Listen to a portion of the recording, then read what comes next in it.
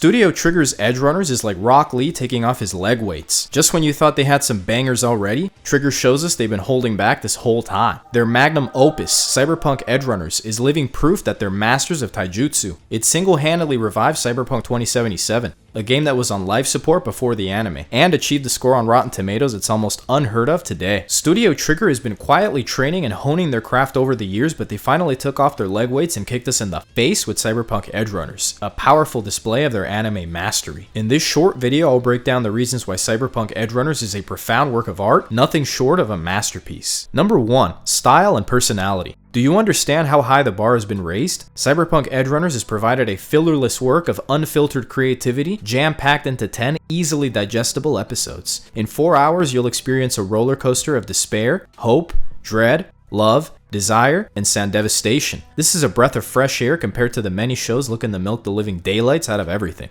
Edgerunners is filled to the brim with style and charm. It's full of scenes loaded with life and energy, which is extremely impressive. It's unapologetic in design, tone, and music. It's the first time I've seen metal music used so effectively in anime. And I mean real metal, not pop punk, not alternative rock, but raw, unapologetic metal.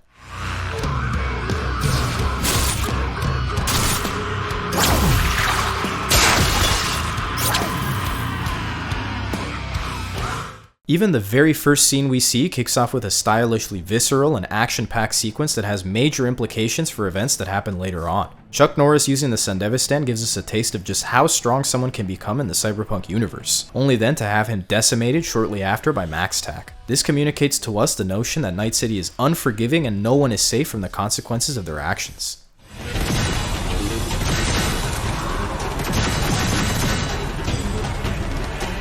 The scene with Katsuo using the Strong Arms 400 is literally Trigger showing off their prowess in animation. It was during this scene in episode 1 that I knew Edgerunners would stand out from the rest by going the extra mile.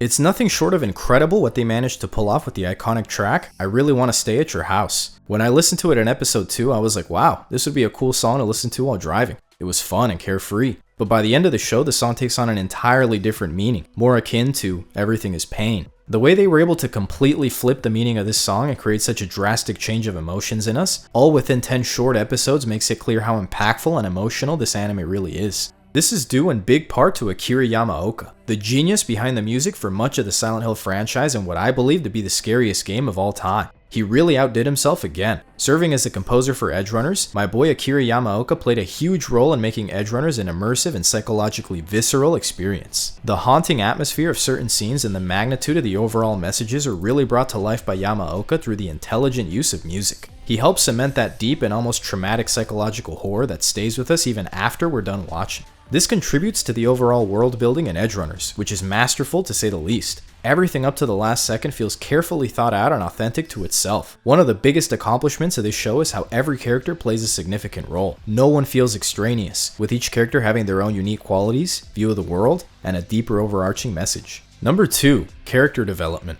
The characters in Edgerunners are phenomenal. They're relatable and human on a level that's very hard to achieve through animation. No one feels unnecessary and all of them benefit from juicy backstories and character progression. It wouldn't be a stretch to say that the real main character of the show is Night City itself, since the cruel nature of the city is the true prevailing force both in the anime and the game. Beautiful neon lights hide the hedonistic and cutthroat nature within. It's a world of ruthless corporatism, where healthcare is sold to clients as tears and those who can't pay are left to die. Hey, wait! Secure the policyholder. Leave them to the city meat wagons. Copy that. What?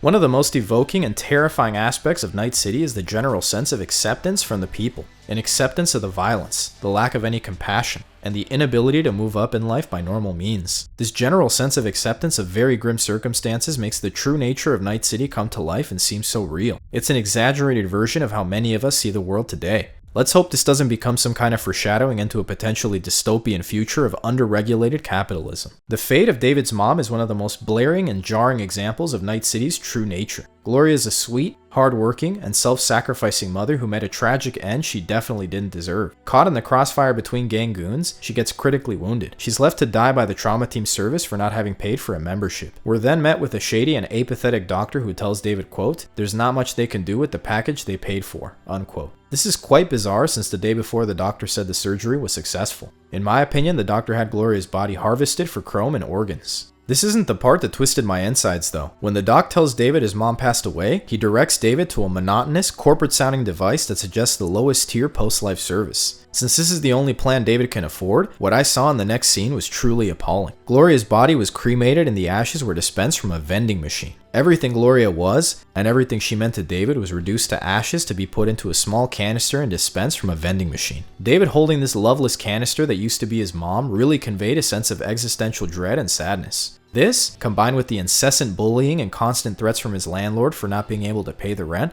really worked to immerse me into David's life. There are no kind words or empathy whatsoever. The city's focus on money and selfish pleasure, along with the general apathy, has a traumatic psychological impact on David, pushing him to desperately seek a way out of his situation. The youth is sold the narrative: you don't make a name for yourself as a cyberpunk by how you live. You make a name by how you die. It's very sad to see the cruel world manifest in such a way to manipulate the ambitious youth to give up their lives for someone else's dream. Lucy represents that hatred of living for someone else's dream. She was lied to and forced to scavenge the old net as a kid, and now her one strongest desire is to go to the moon, to be free from the chains of her past. Putting aside the fact that she groped a minor and turned him to a life of crime, she's David's wild and unhinged love interest who really helped to see the scale of the world from David's perspective. Looky here, boy, you are in trouble. Her tragic backstory and genuine love for David make her smile at the end all the more lovely and heartbreaking.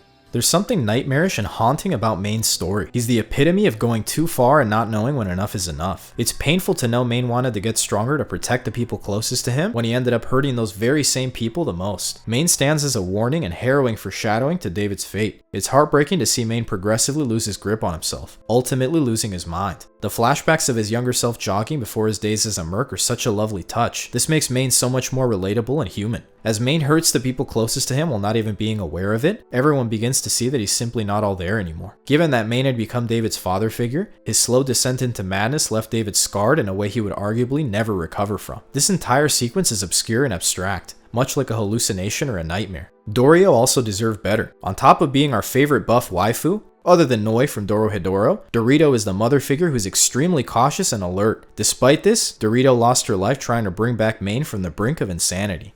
Kiwi represents one of the primary recurring themes of the show: never trust a soul in Night City. This became pretty ironic since her putting her complete faith in arguably the shadiest dude in Night City ends up coming back to bite her. Big time. Just hasn't been your day. Pilar is the homie. He's the techie guy who loves making pee-pee jokes. He's basically me, up until he got domed. Rebecca's the fan favorite, and for just reason. She's honest, loyal, and down to earth. Her intuition, along with her having a crush on David, meant she was the first to notice David start to go off the deep end. It's heartwarming and sad seeing her constantly try to get David to lay off the upgrades, to which David responds by becoming an attack helicopter. She's the only one David knows he can rely on to complete his last request, and ironically she's the one that helps him burn brighter than the sun in his last moments. Falco represents David's promise to Lucy, along with the sense of duty and honor. I love how all the characters use a slew of curse words throughout the show. This reflects the true nature of Night City. It's crass and guttural. That's the way it makes sense that it should be in this dystopian environment. Everything from the slang to the tone they speak to each other with gives us more insight into the world of Night City. Some of the local terms used, like Chum and Nova, do so much to make us feel embedded in this world. I also love that Edgerunners doesn't paint its characters as blatantly good or bad, except Faraday. Instead, we're shown the ups and downs of very delicate choices made by people who find themselves in such a cutthroat world. Even Faraday plays a bigger role than you think, sharing a great deal of similarities to David. They're both driven by a will to climb further and further up. They want to fly high. Both of them are following a dream established by someone else. Faraday is seeking a corpo fantasy, fabricated by Arasaka, whereas David is living for the dreams of Main, Lucy, and his mom. The main difference between them is that for the sake of his dream, David puts himself on the line, while Faraday puts other people on the line instead. Finally, there's David, who I believe to be the perfect protagonist, but not for the reasons you might think. He represents those feelings of invincibility and rebellion that are synonymous with youth. Trigger nailed it in capturing this essence. He reminds me of thoughts that I've had in the past and things I used to say myself. At the same time, he's a striking representation of trauma and repressed feelings. I couldn't help but relate to David from the get-go, and not just because we look strikingly similar, but for oddly personal reasons. His mom struggled to pay the bills on time, all while slaving away to be able to send David to Arasaka Academy, an insanely expensive school. I also went to an elite private school, paid for by alternate means. I had earned a full-ride scholarship to one of the most expensive schools in the US, which on top of being a really awesome thing, also made my situation unexpectedly similar to David's. Because of the culture and norms that come with going to a school for the privileged, I found myself ostracized, confused, and sticking out like a sore thumb. I adopted that same rebellious attitude, embracing the fact that I didn't fit in, when deep down it was kind of eating me alive. I relate to David on a deeper level than any other protagonist since Trigger was able to capture so many ingrained aspects of human nature. We both felt isolated for reasons out of our control. I can also deeply relate to David's resentment for the privileged. There were many wonderful people along the way, but the arrogance and entitlement that I encountered that comes with being born into money is a little too real. David embraced his inner rebel, much like I did when I chose an unorthodox career as a YouTuber over something much more stable. No anime has ever managed to capture one of the biggest defining stages of my own personal life like Edgerunners. This is due to some S-tier storytelling and immersion through world building. I think there's a bit of David in all of us. I love how Edgerunners gave David such a broad and realistic character progression. We see him go from naive and hopeful to a swole Giga Chad leader figure. He's more distant and generally apathetic, appearing hardened by the world around him. Despite his tougher persona, David became so wrapped up in fulfilling other people's dreams that it ironically became an entirely selfish endeavor. He kept going in deeper and deeper despite the people closest to him begging him to stop. The pressure David had on his shoulders from Maine, his mother, and his crew proved too much of a burden for him to bear. His descent into madness is well foreshadowed, and we can infer a tragic ending the closer the show gets to the finale. We know it's coming. David saying, "Look mom, I made it to the top," conveys to us his innermost desires and traumas, which on top of being incredibly heartbreaking, also signals to us that there's most likely no going back. Despite everything David had been through, deep down he wanted to make his mom proud. He never had a dream of his own, but instead lived for the dreams of other people. In doing so, he wanted to fly as close to the sun as possible. He's a metaphor to Icarus, the son of the prolific inventor who flew too close to the sun on waxen wings. That rush of invincibility and overconfidence is what led to their downfall. David's story is a lesson that if we fly high into the sun, we're eventually going to get burned. With that said, I can say with confidence that David succeeded in the end. He got to the top of Arasaka Tower, just like his mom wanted. He saved Lucy, allowing her and Falco to live out a comfortable life. He made a name for himself as a legend of Night City, just as Maine would have wanted. What pulls my heartstrings the most is knowing David went down in a grandiose blaze of glory, while still viewing himself as just a worthless street kid. David was dealt a bad hand, but chose to pave his own way and make the most of his decisions. What makes David's fate so gut-wrenching is the fact that he was aware of his own downfall, highlighted by David asking Rebecca to help him cross the finish line and telling Falco to pass on his final message to Lucy. Number 3. Deeper meaning and themes. Edgerunners addresses a supremely interesting philosophical idea. The false belief that each of us are special. If you ask most people if they think they're special or not, they'll most likely say yes, when by definition we can't all be special. Biologically, we're programmed to believe that we're special. Our inner ego and self-identity innately lead us to believe we're special, along with other people potentially reinforcing this idea. This tendency is even more distorted the younger we are. A lot of us as teenagers thought we were better at something than we really were. Just about every one of us has had some sort of wake-up call at some point. David's case is a heightened example of this, as his belief that he's special is what pushes him to his absolute limit. Throughout the show, David's constantly praised for his almost unheard of resistance to cyberpsychosis, reinforcing the notion that he really is built different. David says he feels as though he was meant to be an Edgerunner and that it feels right to wear the Sandevistan. Taken away by his overconfidence in himself, he buys into the narrative that he's immune to cyberpsychosis. Usually this level of hubris and overconfidence in ourselves results in flunking a class maybe or wasting some time, but in David's case he paid the ultimate price. Night City is ruthless. No matter how special you think you are or how much willpower you've built up, eventually the true nature of the city will catch up to you. This brings up a really interesting question. Would you rather live a fast and fulfilling life but die young, or live a slow and uneventful life but die old? Is it better to suffer doing something you love, or to recede into a life you hate? Edgerunners is a lesson in ruthless corporatism, the blind desire to climb in social status, pursuing your own dream over someone else's, and that life is beautiful, but it can also be short. Number 4. Incredible storytelling. It looks like generally the fan favorite episode is episode 6. You know, the one that scarred both David and Dust for life. I must tastefully disagree though and argue that episode 4 is hands down the best. This is the episode where the bonding happens. This is where we establish not only the lifestyle of Edgerunners, but the camaraderie between the crew members. The energy-filled montages just hit different as we get to live out how David gets acquainted with his new way of life. There's equally as much laughter and goofing off as there is action and bloodshed. Also, this metal montage is just perfect. I'm a complete sucker for the tasteful use of metal. The way these characters interact with each other is dynamic and realistic. Warming up to people takes time, and we really feel the barriers being broken down among the numerous beautifully animated sequences. Episode 4 is what establishes the sense that everyone's got each other's back. It's what makes the events that follow so shockingly unexpected. This episode is what communicated to me that this show is the complete antithesis of your run-of-the-mill anime. This show has style, personality, and was created by people who value the creative merit of the show above sales and broad appeal. Edgerunners is the epitome of what creative storytelling should look like. This show inspired me to get back on my grind on YouTube. Number 5, the ending. Everything we've seen in this show is built up to this climax. David's made a drastic and catastrophic transformation, which is artistically portrayed by the shot of a younger David standing in the middle of the four-way intersection. This is incredibly meaningful, as it symbolizes both how far he's come, as well as symbolizing David saying goodbye to Night City. David knows he's going off the deep end, and we share various flashbacks with him. I don't even know how to describe how this scene makes me feel. The music playing in the background is beautiful yet melancholic. David standing at the top of Arasaka Tower is a direct parallel to him looking down over the edge outside his apartment earlier in the show. Maybe David's been the same person all along. The entire show is one big metaphor to a bird flying too high and right over the edge. Falco passing along David's message while he's getting manhandled by Adam Sandler was something else. We're greeted to one of the most painfully sweet and beautifully tragic moments in animation history. It's like these memories are mine too. Every aspect of the ending was intentionally crafted to show that David wanted to live fast and die young, to make a name for himself as a cyberpunk. David's fate is the result of trying to fly higher than anyone else but faced with the realization that someone is more special than you. It's unapologetically ruthless and authentic, which makes it all the more impactful. David is defiant until the end, which perfectly embodies that rebellious spirit. David goes out thinking of himself as some worthless kid off the street that isn't worth saving, even though Gloria, Lucy, and Rebecca, the three most important people in his life, would have all died for him, and 2 of them did.